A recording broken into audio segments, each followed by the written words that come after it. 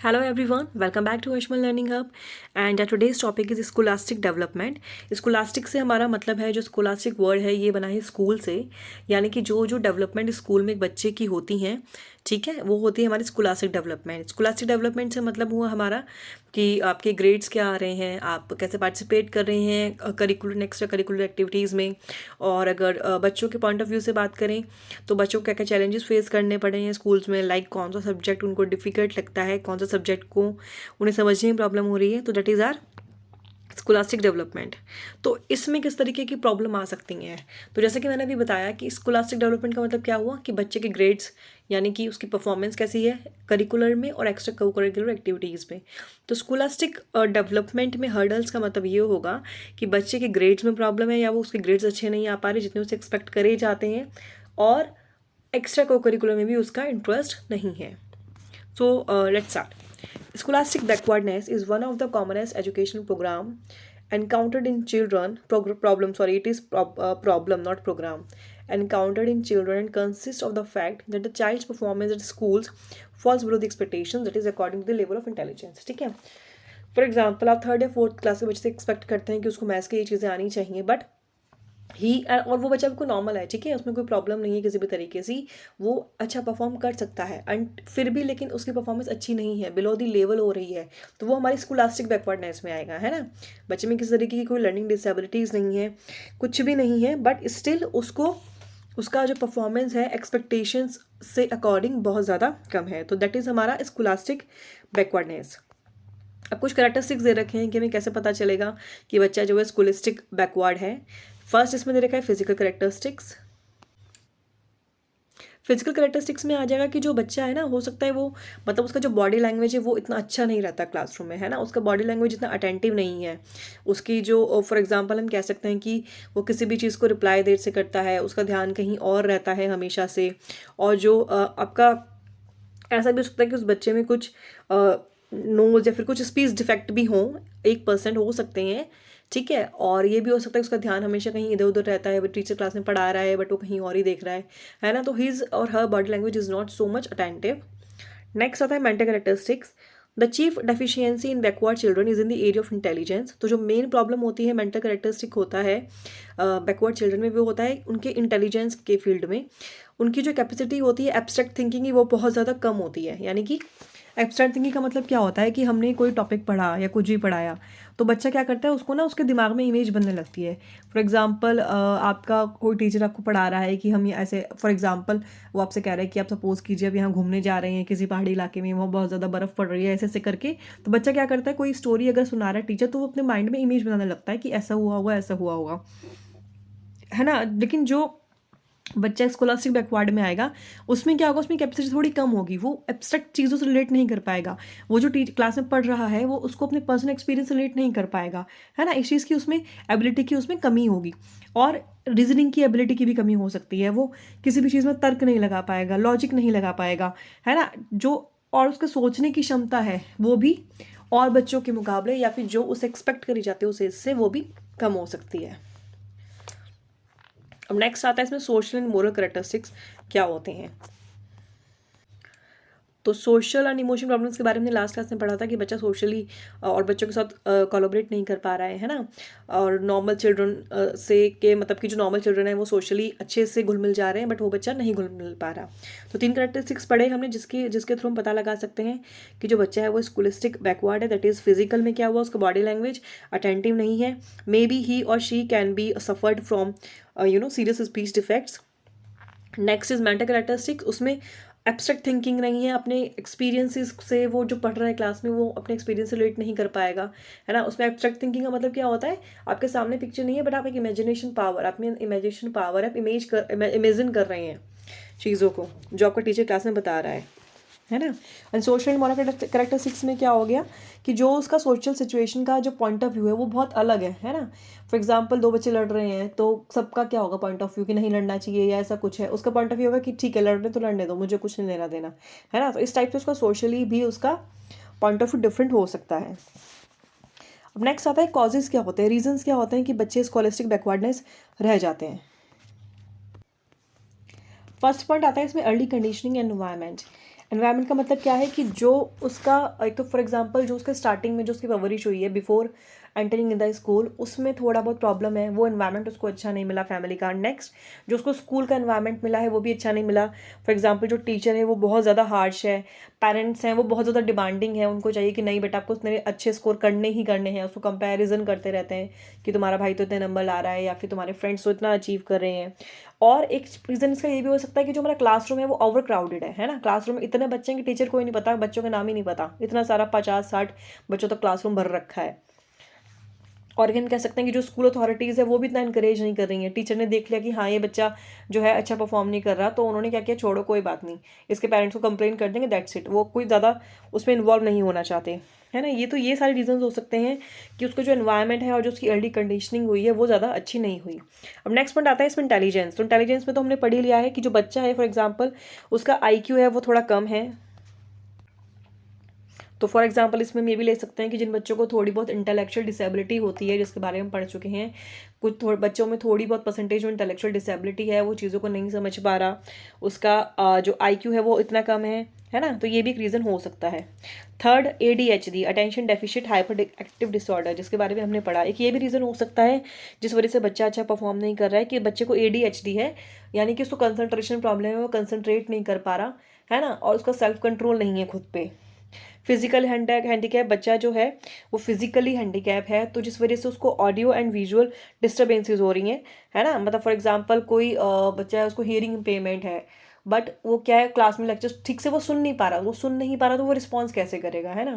For example एक और लिख सकते हैं कि बच्चा जो है वो विजुअली इम्पेयर्ड है, उसको ठीक से दिखाई नहीं दे रहा, जो प्रिंटेड है नोट्स बुक वो बहुत छोटे छोटे हैं, उसकी आईसाइट बहुत ज़्यादा वीक है, तो he or she cannot study well, so that's why it is also coming scholastic backwardness. Next आता है फैमिली एनवायरनमेंट। जैसे कि मैंने बात करी, जो फैमिली है वो बहुत ज़्यादा आपका आपका वो है, डिमांडिंग है, या फिर हम कह सकते हैं कि घर में प्रॉपर एनवायरनमेंट नहीं है, प्रॉपर एनकरेजमेंट नहीं मिल पा रहा पढ़ाई के लिए उसको।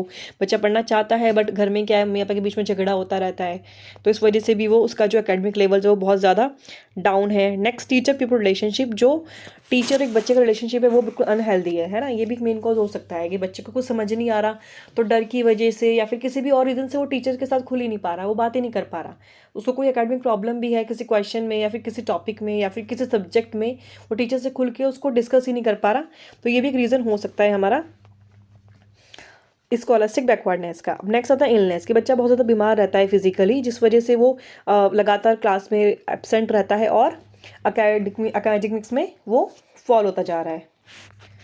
अब नेक्स्ट है कि कुछ फैक्टर्स एसोसिएट करे गए हैं स्कॉलस्टिक बैकवर्डनेस के थ्रू, इनको भी हम देखते हैं।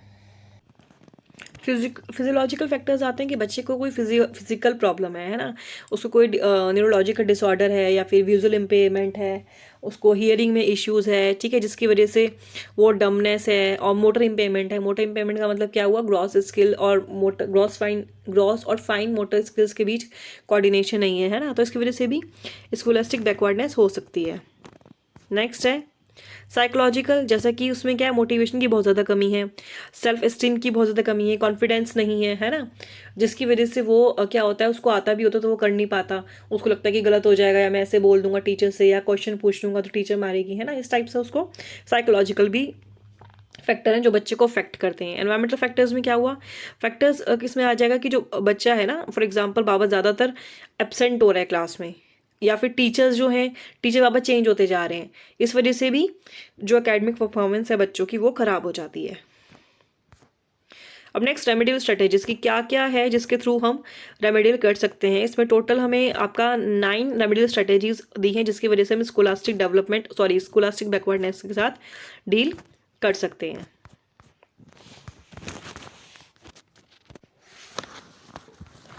रेमेडियल स्टडीज़ में फर्स्ट आता है हमारा इलास्टिक करिकुलम, यानी कि जो भी करिकुलम एक एजुकेशनिस्ट बनाते हैं उनको क्या करना चाहिए, उनको उस करिकुलम को बच्चे को ध्यान में रखते हुए बनाना चाहिए, और ये भी देखना चाहिए कि जो सिलेबस है वो ऐसा हो कि जो बच्चे थोड़ा सा पढ़ने में कमज़ोर हैं, ठीक है, जिनका थोड़ा IQ लेवल कम है, वो भी उसमें एडजस्ट हो पाए। ऐसा नहीं है कि सारा टफ टफ टफ दे दिया, तो हर जो सिलेबस है ना वो इस तरीके से बनाया चाहिए जिसमें इजी क्वेश्चंस भी हों, इजी टॉपिक्स भी हों, एवरेज भी हों एंड टफ भी हों, ताकि वो अलग अलग टाइप के बच्चों के रिक्वायरमेंट्स को फुलफिल कर सके। They are interested in concrete perceptual experiences, so attention must be given to the framing of the curriculum. साथ के साथ कि जो बच्चे हैं ना वो इंटरेस्ट होते हैं, इनका इंटरेस्ट रहता है कि वो जो भी सीख रहे हैं वो उसको देख के सीखें, है ना। एब्स्ट्रैक्ट थिंकिंग तो बड़े लेवल पे आती है, साथ के साथ क्या हुआ, ऐसा करिकुलम होना चाहिए जिसमें लर्निंग बाय डूइंग और लर्निंग बाय एक्सपीरियंस ज़्यादा इन्वॉल्व हो। ठीक है, नेक्स्ट आता है रेमेडियल इंस्ट्रक्शंस। रेमेडियल इंस्ट्रक्शंस क्या होगा, रेमेडियल इंस्ट्रक्शंस तब करा जाएगा कि जब एक टीचर डायग्नोस कर लेगा कि हाँ इस बच्चे में ये प्रॉब्लम है, तो टीचिंग एक्सपर्ट्स जो होते हैं वो क्या करते हैं, वो रेमेडियल इंस्ट्रक्शन प्रोवाइड करते हैं बैकवर्ड चाइल्ड और स्लो लर्नर्स को के लिए। ठीक है, इसमें क्या होगा, सबसे पहले वो डेफिशिएंसीज देखेंगे जिनको उन्हें क्या करना है, उनको ठीक करना है। फॉर एग्जांपल बच्चों में वो देखेंगे कि हाँ इस बच्चे में ये कमियां हैं और हमें इस पर वर्क करना है, इस फील्ड में इस बच्चे को इम्प्रूव करवाना है। ठीक है, उसके बाद वो डायग्नोस्टिक टेस्ट देंगे कुछ, जिससे हमें रियल पता चल सके कि किस लेवल तक बच्चे में कमी है या फिर बैकवर्डनेस का क्या रीज़न है। और कुछ पॉइंट्स हैं जो हमें ध्यान में रखने चाहिए जो भी हम डायग्नोस्टिक प्रोग्राम करते हैं। थर्ड पॉइंट इसमें आता है प्रोवाइड हेल्दी इन्वायरमेंट। हमें बच्चों को हेल्दी इन्वायरमेंट प्रोवाइड कराना है। हो सकता है बच्चे को घर में अच्छा इन्वायरमेंट नहीं मिल पा रहा, बट ये स्कूल अथॉरिटीज़ और टीचर्स की रिस्पॉन्सिबिलिटी है कि उस बच्चे को स्कूल में अच्छा इन्वायरमेंट मिल सके, अच्छा एटमॉस्फेयर मिल सके, जिसमें वो अपने आप को कंफर्टेबल फील करे और आगे बढ़ने की कोशिश करे, मोटिवेट हो आगे बढ़ने के लिए। अब है पीरियोडिकल मेडिकल चेकअप। इसमें क्या होता है कि जो फिजिकल अबनॉर्मलिटीज़ होती हैं बच्चों में, कई बार ऐसा होता है, आपने भी देखा होगा स्कूल टाइम में हेल्थ कैंप्स लगते हैं, है ना, तो बहुत सारे टेस्ट होते हैं, मेडिकल चेकअप होता है, तो ये सब क्या होते हैं, ये सब नेसेसिटी हैं ताकि कोई जो प्रॉब्लम है, हो सकता है किसी और कोई बच्चा हियरिंग इम्पेयर्ड है लेकिन उसको अभी इतना माइल्ड है, इतना कम है कि उसको नहीं पता और उसकी फैमिली को भी नहीं पता, तो इस टाइप की कैंपिंग करनी चाहिए मेडिकली, ताकि बच्चे की प्रॉब्लम का पता लगा सके। हो सकता है इस वजह से वो पढ़ाई में बैकवर्ड हो। नेक्स्ट है मोटिवेशन। हमें हमेशा बच्चे को मोटिवेट करना है आगे बढ़ने के लिए, कभी भी कोशिश करें कि नेगेटिव कंपैरिजन ना करें, है ना। और हमें कोशिश करनी चाहिए कि बच्चे में हम कॉन्फिडेंस भर सकें, फियर ऑफ फेलर या फिर डिसइंटरेस्ट जो है ना वो कम कर सकें, फेलर का जो फियर होता है बच्चों में वो कम कर सकें। Next, give individual attention. Teaching expert को क्या करना चाहिए, उसे कोशिश करनी चाहिए कि वो इंडिविजुअल डिफरेंसेस को पहचाने, है ना, ये पहचाने कि हर बच्चा दूसरे बच्चे से अलग है, और कोशिश करे कि वो एक ऐसा एनवायरनमेंट क्रिएट कर रहे क्लासरूम में कि हर बच्चों को लिए ना एक फ्लेक्सिबल एनवायरनमेंट हो, कि हर बच्चा चाहे वो इंटेलिजेंट है थोड़ा या फिर थोड़ा कमज़ोर है, अपने आप को कंफर्टेबल समझे, और साथ ही साथ ऐसे असाइनमेंट्स देनी चाहिए जिससे असाइनमेंट का भी आपका जो लेवल है वो डिफरेंट होना चाहिए। फॉर एग्जांपल कोई बच्चा है वो स्लो लर्नर है, आपने उसको बहुत ज़्यादा टफ क्वेश्चन दे दिए है, ऑल्दो आपको पता है कि वो नहीं कर पाएगा, ऐसा नहीं होना चाहिए। आपको बच्चे को मोटिवेट भी करना है आगे बढ़ने के लिए, उसमें कॉन्फिडेंस भी लेकर आना है, साथ साथ कोशिश ये करनी है कि वो अपने आप को और ज़्यादा कमज़ोर ना समझे। नेक्स्ट है adopt special methods of teaching के जो डिफरेंट मेथड्स हमने पढ़े थे जब हमने एजुकेशन पढ़ा था, लाइक आपका पैरेलल टीचिंग हो गया, स्टेशन टीचिंग हो गया, इस टाइप के डिफरेंट मेथड्स यूज़ करने चाहिए टीचिंग के, ताकि जो टीचिंग और लर्निंग प्रोसेस है वो इंटरेस्टिंग बना रहे, बोरिंग ना हो उसमें ना, आपका ये ना हो बच्चा की बोर हो रहा है। और हो सकता है इस मेथड्स को अगर आप डिफरेंट मेथड से पढ़ाएंगे तो मे बी बच्चा अच्छे से मोटिवेट हो, और उसका इंटरेस्ट अगर नहीं भी है तो भी थोड़ा बहुत इंटरेस्ट उसका क्रिएट हो। Home visits by the teacher. हमें फैमिली एनवायरनमेंट को चेक करने के लिए टीचर्स होम विजिट भी कर सकते हैं। पेरेंट्स के साथ अच्छे कनेक्शन होने चाहिए, है ना। फॉर एग्जाम्पल कोई अगर किसी बच्चे को अनफेवरेबल होम एनवायरनमेंट मिल रहा है तो ऐसा हो सकता है कि वो स्कूल में पीछे हो, घर में मम्मी पापा का झगड़ा होता रहता है या फैमिली में कोई भी इश्यूज़ है इस वजह से भी हो सकता है कि बच्चा पढ़ाई में ध्यान ना लगा रहा हो। Next, maintain progress records. और सबसे इंपॉर्टेंट है टीचर के पास हर बच्चे का इंडिविजुअल रिकॉर्ड होना चाहिए कि कौन बच्चा कैसा प्रोग्रेस कर रहा है ना। और रेगुलरली एवेल्युएट करनी चाहिए कि बच्चे की क्या प्रोग्रेस है। ठीक है, तो ये हुए हमारे कुछ रेमेडियल मेजर्स जो हम यूज़ कर सकते हैं, स्ट्रेटेजीज स्कॉलिस्टिक बैकवर्डनेस को कम करने के लिए। अब नेक्स्ट आता है हमारा कि हम क्या करें ऐसा कि ये जो स्कॉलिस्टिक बैकवर्डनेस है ये हो ही ना, है ना, इसको रोकने के लिए हम क्या कर सकते हैं। Measures to prevent backwardness in children. First आता है इसमें प्रॉपर रेक्टिफिकेशन और डिफेक्ट्स, यानी कि हमें सबसे पहले ये पता करना चाहिए कि बच्चे में जो कोई डिफेक्ट तो नहीं है, कहीं ऐसा तो नहीं है कि ऊंचा सुनता हो, कहीं ऐसा तो नहीं है उसको दिखाई कम देता हो, कहीं ऐसा तो नहीं है उसके उसमें कोई स्पीच इम्पेयरमेंट हो जिस वजह से वो बैकवर्ड है ना। तो सबसे पहले ये कहाँ होगा, ये वहाँ होगा जहाँ बच्चे में कोई फिजियोलॉजिकल या सेंसरी डिफेक्ट है। पहले हम पता करेंगे कहीं कोई बच्चे में डिफेक्ट तो नहीं है जिस वजह से वो बैकवर्ड है स्कूल में। Next, counselling of the parents. Counselling of the parents हम उन केसेस में करेंगे जहाँ पे हमें पता लग रहा है कि जो बच्चा है उसका जो होम एनवायरनमेंट है वो डिफेक्टिव है ना, ये जो इसकी वजह से बच्चा पढ़ाई में पीछे हो रहा है। तो इसमें क्या करेंगे, इसमें हमें ज़रूरत होगी कि हम पेरेंट्स की, फैमिली मेम्बर्स की काउंसलिंग करें और उनको कहें कि आप बच्चे को सुटेबल एनवायरनमेंट में रखिए, उसको जो लव अफेक्शन चाहिए या सिक्योरिटी चाहिए वो प्रोवाइड कराइए, है ना। उनको समझाएं कि बच्चे को सोशल एंड इमोशनल सपोर्ट की बहुत ज़्यादा ज़रूरत है। ठीक है। Third, social environment. हमें क्या देखना है कि जो एविल एलिमेंट्स, फॉर एग्जांपल ऐसा भी हो सकता है कि उसके नेबरहुड में कोई एविल एलिमेंट्स हों, कुछ ऐसे सोशल फैक्टर्स हों जिसकी वजह से वो पढ़ाई में पीछे है। ऐसा भी हो सकता है कि जो बच्चा है उसकी कंपनी सही ना हो, मे बी वो अनसोशल एलिमेंट्स या फिर बैड कंपनी में इन्वॉल्व हो गया है ना। तो हमें इस चीज़ का भी ध्यान रखना है कि बच्चा किसी गलत संगत में ना पड़े। और अगर किसी केस में विक्टिम हो भी जाता है तो हमें एफर्ट्स करने चाहिए कि उसको हम इन एविल इन्फ्लुएंसेस से फ्री कर सकें। Next, healthy environment of the school. School का जो एनवायरनमेंट है वो भी ऐसे बनाना चाहिए कि जो बच्चा है वो अच्छे से एडजस्ट कर ले। ओके। जो ज़्यादातर क्या होता है, जो बैकवर्ड बच्चे होते हैं वो उस वजह से बैकवर्ड होते हैं कि स्कूल के विक्टिम्स होते हैं वो, है ना। और बैकवर्ड क्यों होते हैं, स्कूल में भी टीचर उनसे नहीं ट्रीट करता अच्छे से, या टीचर बहुत ज़्यादा स्ट्रिक्ट है। तो it is also very much necessary that teachers or school authorities try to keep school environment flexible, keeping in view the individual differences. Okay. Next is maintenance of the records. जैसा कि हमने last topic में भी पढ़ा कि जो records हैं proper progress का वो टीचिंग के पास होना चाहिए, उसे पता होना चाहिए कि कौन सा बच्चा क्या कर रहा है। अब आता है इसमें कि एजुकेशन कैसी हो सकती है, बैकवर्ड चिल्ड्रन को कैसे हमें पढ़ाना है, पढ़ाई में किस तरीके से उनको हेल्प करना है। फर्स्ट पॉइंट इसमें आता है short and simple method of instructions, कि जब भी हम बच्चे को इंस्ट्रक्शन दें और हमें बताए कि जो बच्चा है वो एजुकेशनली बैकवर्ड है, तो हमें ये कोशिश करनी चाहिए कि बच्चे को हम शॉर्ट और सिंपल मेथड पढ़ा रहे हैं।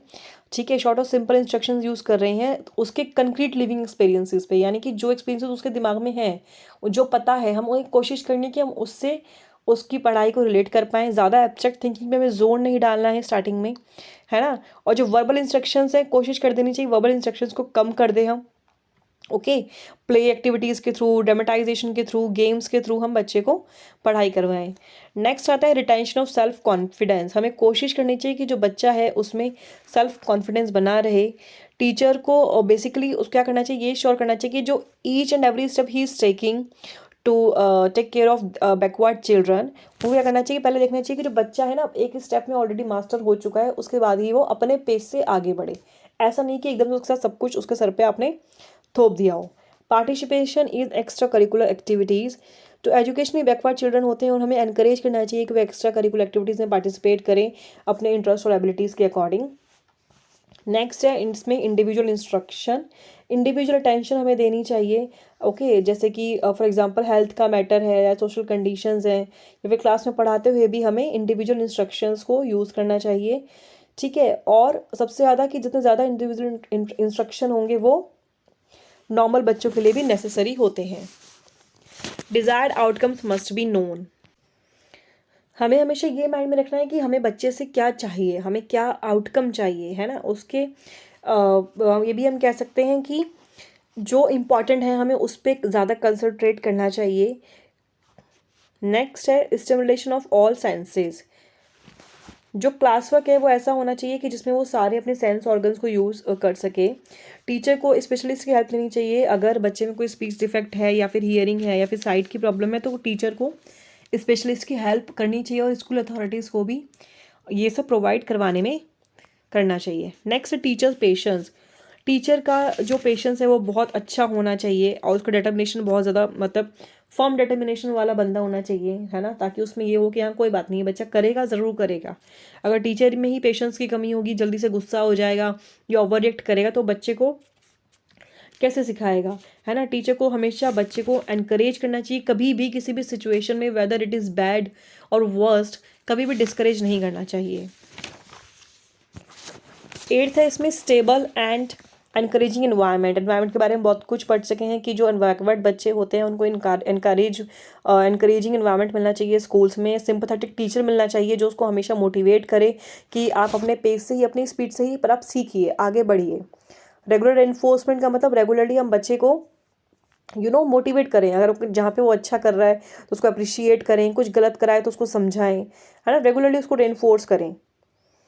लास्ट आता है इसमें इफेक्टिव मेथड्स ऑफ टीचिंग, जो हमने different audio visual methods teaching में पढ़े हैं, हमें कोशिश करनी चाहिए हम ऑडियो के थ्रू, विजुअल्स के थ्रू बच्चे को पढ़ाएं, ताकि जो टीचिंग और लर्निंग मेथड है वो काफ़ी इंटरेस्टिंग रहे और जो क्लासरूम है वो हमेशा अफेक्टिव बना रहे। तो आज का ये टॉपिक हमारा स्कॉलस्टिक बैकवर्डनेस का यहीं पे ख़त्म होता है। नेक्स्ट क्लास में हम पढ़ेंगे under achievement and under achievers के बारे में। सो अगर आपको वीडियो अच्छी लगे तो प्लीज़ चैनल को सब्सक्राइब ज़रूर करें एंड वीडियो को लाइक एंड शेयर करना ना भूलें। Thank you so much.